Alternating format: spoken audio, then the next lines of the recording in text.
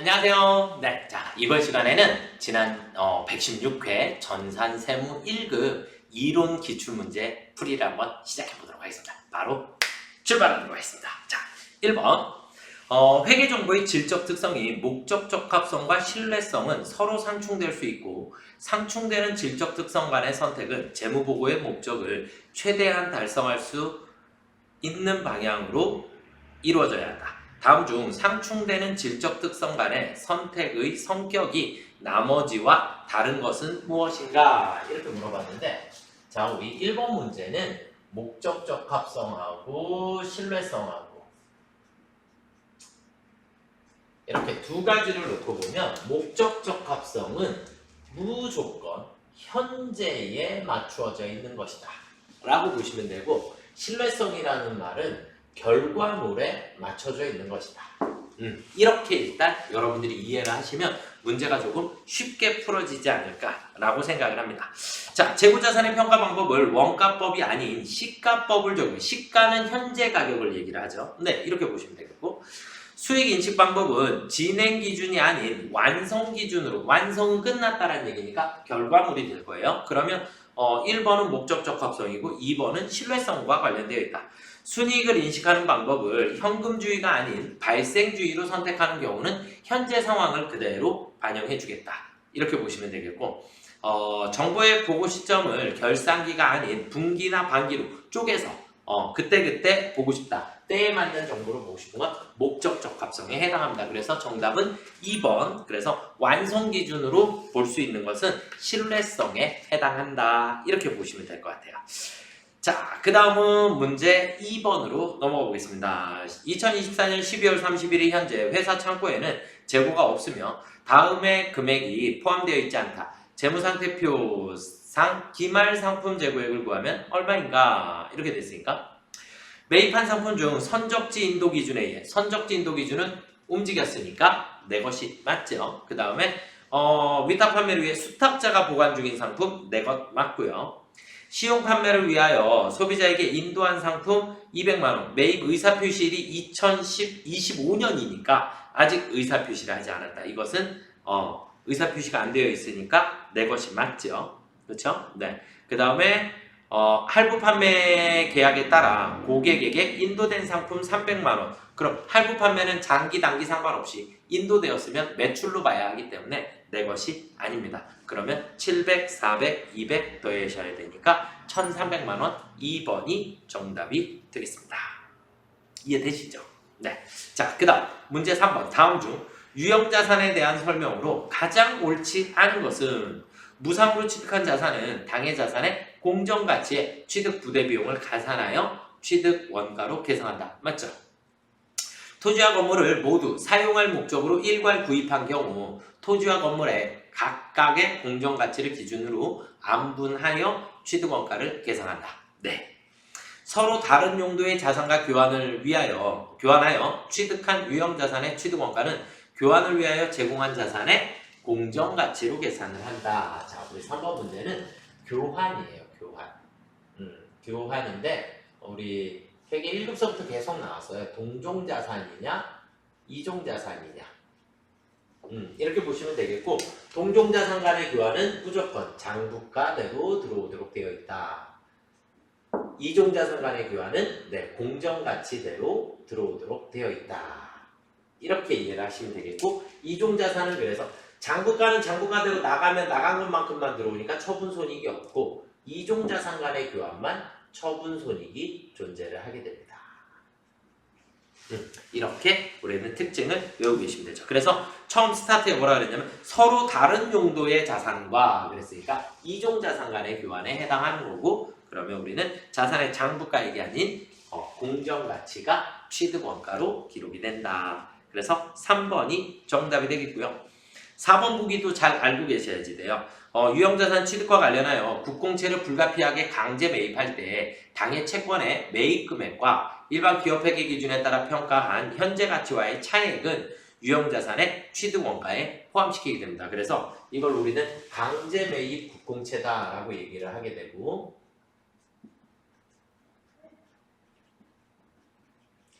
이 강제 매입 국공채는 액면과 시가와의 차액이 발생을 할 수밖에 없고 차액이 발생을 하면 이 차액을 무조건 취득 원가에 플러스 시켜주시면 됩니다. 차액만큼을 취득 원가에 포함시켜 주시면 된다. 이렇게 이해를 하시면 좋을 것 같아요. 그래서 일단 정답은 3번이 되겠습니다. 자, 문제 4번으로 한번 넘어가 보겠습니다. 다음 중 자본에 대한 설명으로 가장 옳지 않은 것은 자본은 기업 활동으로부터의 손실 및 소유자에 대한 배당으로 인한 주주 지분 감소액을 차감한 내용을 포함하고 있다. 네, 일단 손실이 생겨도 마이너스가 생긴 걸 기록을 할 거고 플러스가 생겨도 기록을 할 거예요. 이익잉여금 처분으로 상각되지 않은 주식 할인 발행 차금은 향후 발생하는 주식 발행 초과금과 우선적으로 상기한다. 네, 우리가 주식 발행할 때 1순위 뭐 예를 들어서 초과 발행을 하게 된다. 액면가보다 비싸게 발행을 하게 되면 우리가 초과금이라고 하는 걸 쓸 건데 먼저 할인 발행 차금 있으면 할인 발행 차금은 우선 상계해야죠. 그렇죠? 네, 우선 상계 처리하셔야 합니다. 기업이 현물을 제공받고 주식을 발행한 경우 제공받은 현물의 공정가치를 주식의 발행 금액으로 하는 것이 원칙이다. 네, 맞습니다. 그럼 정답은 4번이 되겠네요. 지분 상품을 발행하거나 취득하는 과정에서 발생하는 자본거래 비용과 중도에 포기한 자본거래 비용은 주식 발행 초과금에서 차감하거나 주식 할인 발행 차금에 가산한다. 아니요, 이건 발행할 때만. 지분 상품이 바로 주식이에요. 주식을 발행하거나 이렇게 돼 있으니까 우리가 문제 4번은 주식을 발행할 때 발행 시 재비용은 발행가액에서 차감하도록 되어 있습니다. 발행가액에서 차감한다라는 얘기는 그만큼 싸게 발행한 거기 때문에 발행가액에서 차감한다라는 얘기는 초과금에서는 주식 발행 초과금에서는 마이너스 처리를 할 거고 주식 할인 발행 차금에서는 플러스 처리를 하게 됩니다. 이 얘기랑 똑같은 말이에요. 그만큼 싸게 발행한다. 이렇게 되는 거니까. 그런데 취득하는 과정이라는 얘기는 남의 걸 내가 취득을 한다. 그렇게 되면 단기 매매 증권은 수수료 비용 우리 900번대로 처리하도록 돼 있고, 그쵸? 그 다음에 매도 가능 증권인 경우에는 우리 취득 원가에 포함을 시켜주시면 되죠. 그렇게 되니까 얘네들은 차감하거나 가산하는 개념이 아니다. 중도에 포기한 자본거래 비용. 우리가 주식을 발행하려다가 중간에 포기했다. 재비용은 발생을 했다. 그럼 재비용만큼을 모두 다 비용 처리하시는 게 맞습니다. 네, 그래서 정답은 4번이 되겠고요. 자, 문제 5번. 다음 중 회계 변경과 오류 수정에 대한 설명으로 가장 옳지 않은 것은 그랬어요. 회계 정책의 변경은 원칙적으로 소급 적용하고 변경에 따른 누적 효과를 합리적으로 결정하기 어려운 경우에는 전진적으로 처리한다는데 원칙은 소급법을 적용을 하는 거예요.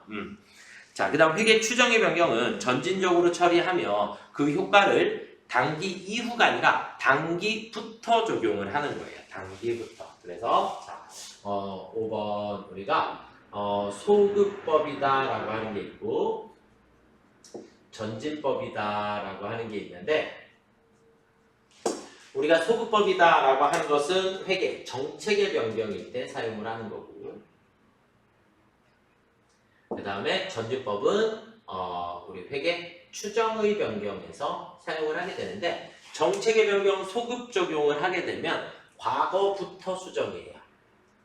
과거부터 모두 수정을 하는 방식이고 전진법은 단기부터 적용입니다.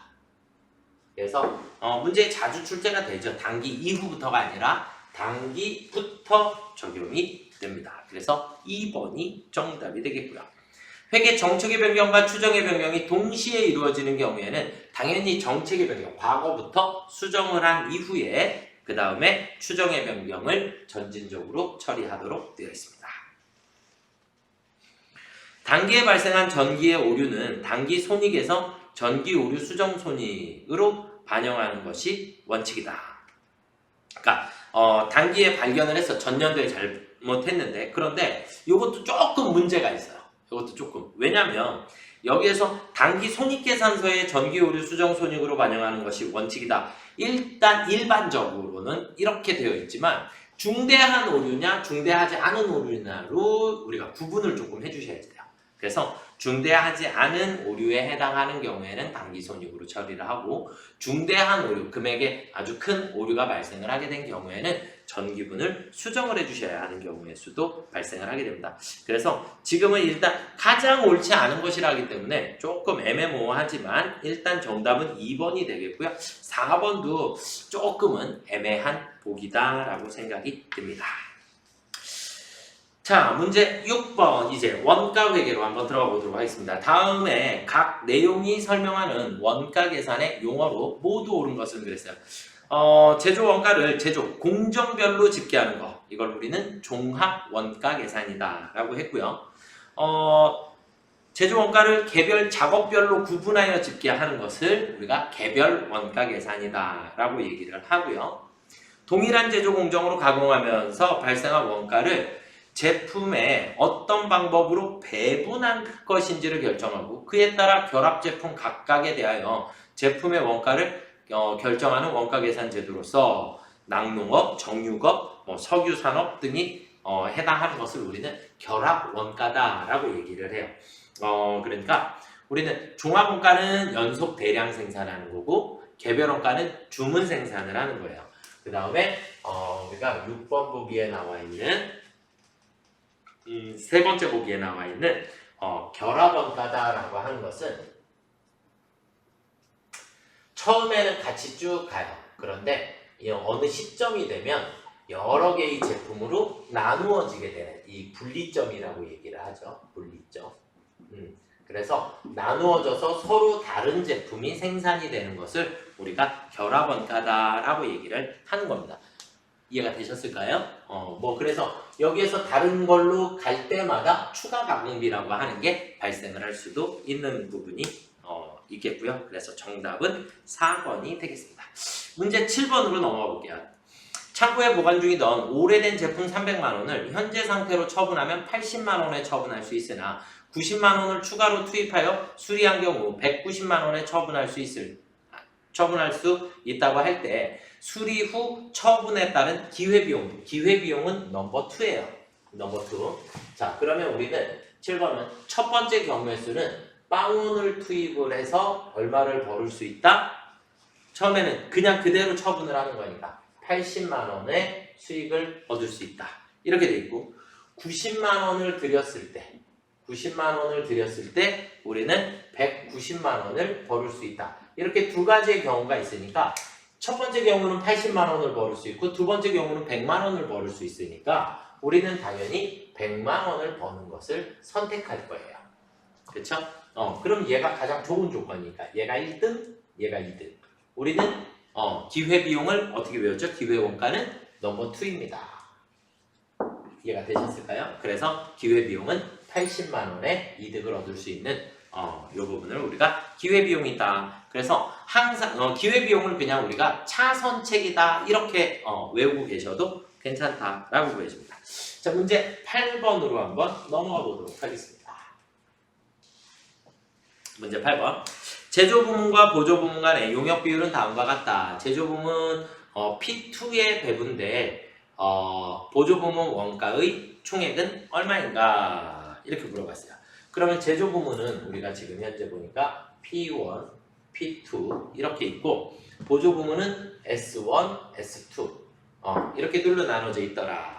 이렇게 보시면 되겠고 보니까 우리는 보조부문, 단계 배분법을 사용하며 S1을 먼저 배분을 한다 그랬어요. S1. 그러면 우리가 S1을 먼저 배분을 해줘야지 되니까 S1의 발생 원가는 100만원입니다. 100만원을 우리는 처음 우선순위가 있으니까 P1, P2, S2에 모두 배분을 해주셔야겠죠. 4대 3대 3으로 나눠주시면 되니까 그러면 40만원, 30만원, 30만원 이렇게 가게 될 거고 자, 그 다음에 이제 S2를 배분할 때는 S2는 자기분 발생이 150만원인데 S1에서 30만원이 왔기 때문에 180만 원을 가지고 배분이라는 걸 해주셔야 합니다. 맞나요? 180만 원을 배분을 해주셔야 되는데 문제는 S1은 이미 배분이 끝났기 때문에 배분한다 안 한다? 배분하지 않는다. 그러면 두 군데로만 나눠주시면 돼요. 그러면 3대 5로 나눠주시면 되니까 5만 계산을 해볼까요? 나는 50% 0.5고요. 곱하기 우리들의 합은 얘는 0.3, 얘는 0.5 이렇게 되어 있으니까 0.8 분의 180만 원입니다. 그래서 각각적으로 계산을 해주시면 곱하고 나눠주시면 되니까 0.5, 5, 58에 40 그러면 8, 1, 110, 25,000원이 나오나요?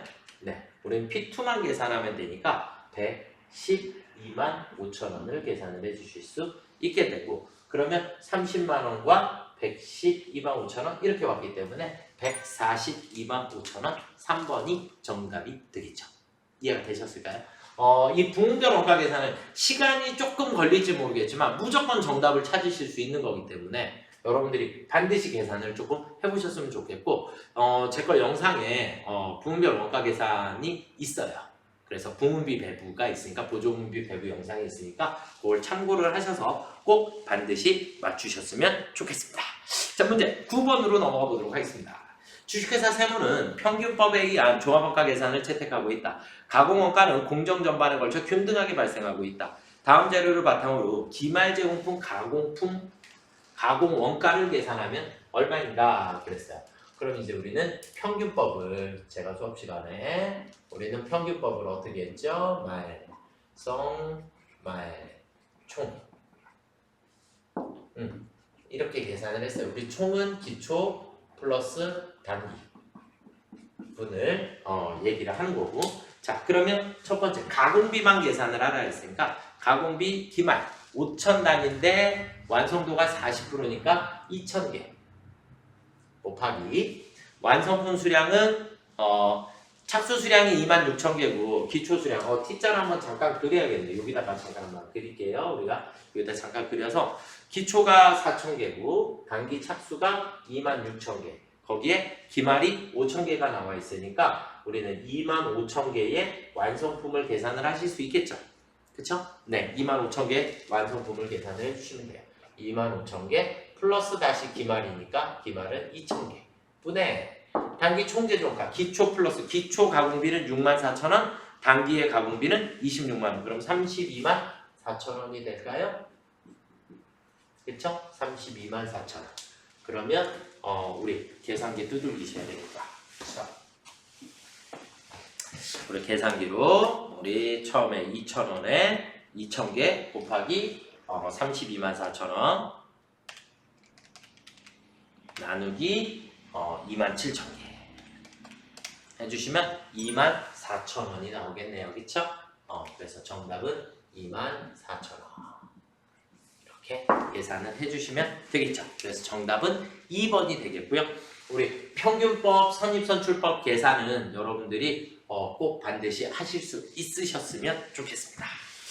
자, 그다음 문제 10번으로 가보도록 하겠습니다. 다음 중 결합원가에 대한 설명으로 옳지 않은 것은 결합원가 계산에서 분리점이란 연산품을 개별적으로 식별할 수 있는 시점을 말한다. 네, 아까 우리 여기 했죠. 결합원가는 분리점이 있고 분리점에서 각각의 제품을 분리를 시켜주시는 거고 결합원가를 순실현가치법에 따라 배분할 때 순실현가치란 개별 제품의 최종 판매 가격에서 분리점 이후에 추가 가공 원가와 판매비와 관리비를 차감한 후의 금액을 말한다. 2번 정답이네요. 자, 일단 판매비와 관리비가 아니에요. 자, 우리 10번 순실현 가능해. 뭐 순실현 가능 가치 뭐 이렇게 얘기하는데 얘는 판매가에서 마이너스 지금처럼 추가 가공비가 들어가면 추가 가공비 뭐 혹은 여기서 또 마이너스 해줘야지 되는 게 직접재 비용이에요. 직접재 비용. 그러니까 직접재 비용은 이 물건을 판매하기 위해서 직접적으로 들어가는 비. 얘를 판매비와 관리비 절대 아니다. 판매비와 관리비 판관비라고 쓰시면 안 돼요. 판관비는 아니고 판관비가 아닌 직접 재비용을 차감한 금액을 얘기를 하게 된다. 이렇게 보시면 될 것 같아요. 그래서 판매별 관리비라는 멘트가 틀렸습니다. 2번 정답이 되겠고요. 3번 결합원가를 균등 이익률법에 따라 배분할 때 조건이 같다면 추가 가공 원가가 높은 제품에 더 많은 결합원가가 배분된다. 3번도 정답입니다. 3번도 정답이 되겠고 3번은 우리가 여기서 추가 가공 원가가 높으면 높을수록 순실현 가능액은 작아져요. 그쵸? 마이너스 시켜줘야지 되니까 지금 여기 있는 판매가에서 추가 가공비가 많아지면 많아질수록 순실현 가능액은 작아지게 됩니다. 그러니까 순실현 가치를 기준으로 해서 순실현 가치법에 따라서 배분을 하면 순실현 가치가 많은 친구가 많이 가져가도록 되어 있으니까 순실현 가능액이 줄어들게 되면 그 친구는 결합원가를 적게 배분을 받아야 되겠죠. 그렇죠? 그래서 제가 생각할 때 2번, 3번 세무사의 정답은 3번으로 나와 있는데 2번도 판매별 관리비 멘트는 조금 아니다 라고 생각이 듭니다. 그래서 2번, 3번 모두 정답이다 라고 봐야 되지 않을까. 그리고 여러분들이 학습하실 때는 그냥 판매별 관리비라는 걸 아예 지우고 추가 가공비를 차감한 후의 금액을 우리가 순실현 가능액이다 라고 보셔도 문제가 없을 것 같습니다. 그래서 3번 정답이 되겠고요. 2번도 틀린 건 아니에요. 2번도 틀렸다라고 봐야 합니다. 부산물을 판매기준법에 따라 회계 처리하는 경우 부산물에는 결합원가를 배분하지 않고 부산물이 판매될 때 판매이익을 자비익으로 계산하게 된다. 그러니까 부산물의 원가를 계속해서 배분을 하려고 그러면 장부가 너무 복잡해지니까 부산물은 따로 그냥 팔고 이익으로 따로 처리를 하게 됩니다. 이걸 이제 우리 법인세법에서는 자비익으로 되어 있지만 또 우리 어떻게 돼요?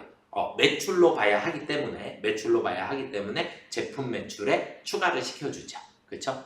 부산물 매출 누락이 있다. 그래서 수입에다가 포함을 시켜주기도 합니다.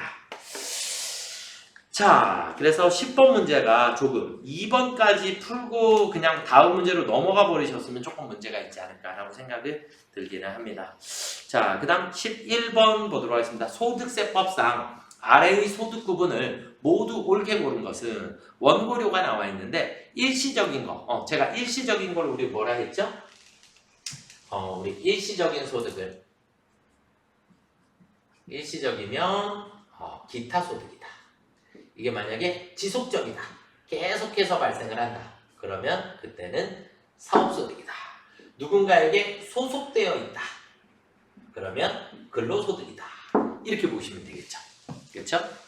그래서 지금은 일시적 우발적으로 하게 됐으니까 처음은 기타 소득이 되겠고요. 프리랜서로서 활동을 한다. 프리랜서라는 얘기는 프리랜서 뭐예요? 그 일을 지속적으로 하고 있는 거죠. 그렇죠?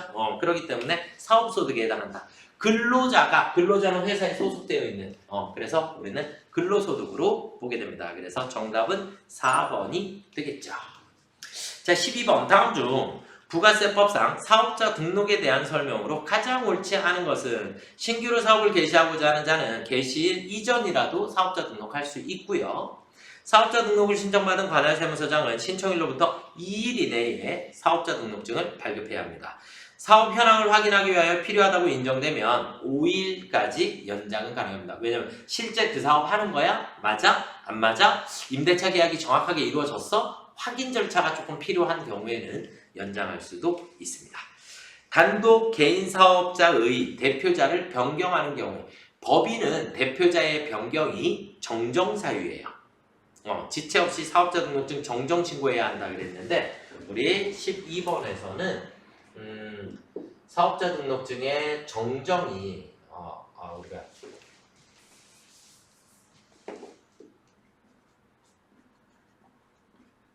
대표자의 변경이라고 하는 게 나오는데 우리가 법인인 경우가 있고 개인인 경우가 있는데 법인은 당연히 전문 경영의 CEO를 제가 영입해서 저희 회사에서 사용을 할 수 있기 때문에 법인은 정정사유가 맞습니다.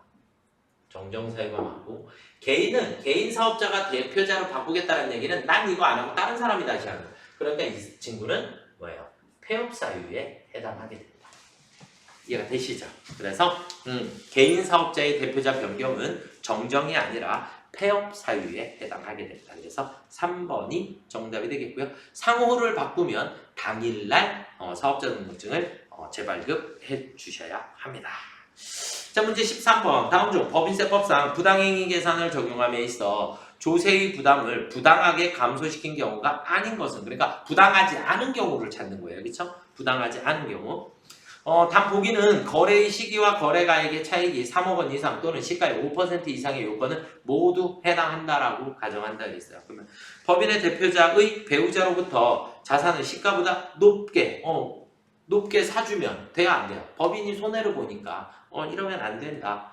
그래서 1번 맞는 말이 되겠고요. 이제 부당행위 계산에 해당하는 거고, 법인의 주주나 출연자가 아닌 직원에게 사택을 제공하는 것은 직원의 복리후생 목적으로 하는 거니까 괜찮습니다. 대신에 주주나 임원에게 우리가 주주에게 사택을 따로 별도로 제공했다. 이런 경우는 부당행위 계산에 해당하는 거고요. 그래서 지금 2번 직원에게 사택을 무상으로 제공하는 경우는 부당행위라고 보지 않습니다. 아시겠죠? 그래서 2번이 정답이 되겠고요. 법인 대표자의 자녀에게 무상으로 금전을 대여하고 자녀에게, 이건 회사가 손해보는 일이니까 주주인 임원의 출연금을 법인이 대신 부담하는 경우, 어쨌든 주주라 그랬으니까 주주한테 대신해주면 그만큼 회사에는 마이너스가 생기니까 정답은 2번이 되겠네요. 자, 그 다음 문제 14번을 한번 보도록 하겠습니다. 다음 중 부가세법상 과세 대상인 재화 또는 용역으로 옳은 것은 반려동물의 예방접종, 질병에 대한 예방접종, 면세 적용이 되겠고요. 그 다음에 주차장용 토지의 임대, 2번이 과세네요. 우리가 토지 때문에 14번은 우리가 토지의 임대가 나오는데, 토지를 임대할 때 우리가 과수원이냐, 제가 수업 시간에 맨날 이렇게 얘기해요. 과수원이냐 주차장이냐. 그러니까 과수원은 면세 전용이죠. 그쵸? 면세 전용으로 우리가 과수원으로 임대를 해줬을 때는 부가세가 면세가 됩니다. 면세. 부가세가 붙지 않습니다. 주차장 사업은 과세 사업이기 때문에 부가세가 과세되게 됩니다. 그래서 이건 제가 항상 말씀드리는 거고 2번이 정답이 되겠고, 자, 그 다음에 상가 부수 토지의 매매, 토지 자체의 거래는 무조건 면세에 해당합니다. 아시겠죠? 그 다음에 시내버스 면세죠. 그쵸? 시내버스, 시외버스, 지하철, 일반 고속버스 이런 것들이 면세에 해당합니다. 그래서 정답은 2번이 되겠고요. 자, 다음 중 부가세법상 세금계산서에 대한 설명으로 옳지 않은 것은 2023년 공급가액이 5천만 원 이상인 사업자는 7월 1일 이후부터 전자세금계산서 의무발급 대상자이다. 1번이 정답이죠. 얼마예요? 8천만 원. 그렇죠? 네. 그래서 8천만 원 이상인 개인 사업자는 전자세금계산서 의무발급 대상자입니다. 이해가 되셨을까요? 네, 그래서 정답은 1번이 되겠고요. 자, 전체 사업장이 아니라 개별 사업장별 직전연도 공급가액 기준으로 전자세금계산서 의무발급 사업자를 판단하고요. 전자세금계산서 의무발급이 된 경우 이후 과세기간에 계속하여 전자세금계산서 발급하여, 그러니까 한 번만 전자세금계산서 발급 대상자로 선정이 되면 그 다음은 매출 신경 쓰지 말고 그 다음은 계속해서 전자세금계산서 발급 대상자가 됩니다. 관할 세무서는 세무서장은 개인사업자가 전자세금계산서 의무발급자에 해당하는 경우 전자세금계산서 발급해야 하는 날이 시작되기 1개월 전까지 그 사실을 해당 개인사업자에게 통지를 해줘야 되겠죠. 당연히. 그렇죠? 그렇게 보시면 될 것 같아요. 자, 그래서 전자세금계산서 의무발급 대상자는 8천만 원 이상인 개인사업자입니다. 그래서 1번이 정답이 되겠고요.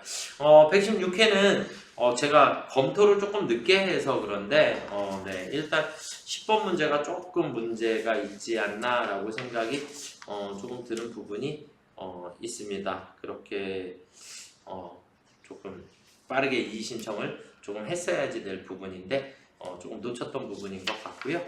네, 여러분들이 공부하시면서 조금 애매모호하다 이런 것들도 있을 수 있으니까 정리를 조금 잘 해주시면 좋을 것 같고요. 다음 12월 이제 마지막 시험 한 번 남아 있는데 좋은 결과 있기를 기원하도록 하겠습니다. 수고들 많이 하셨습니다.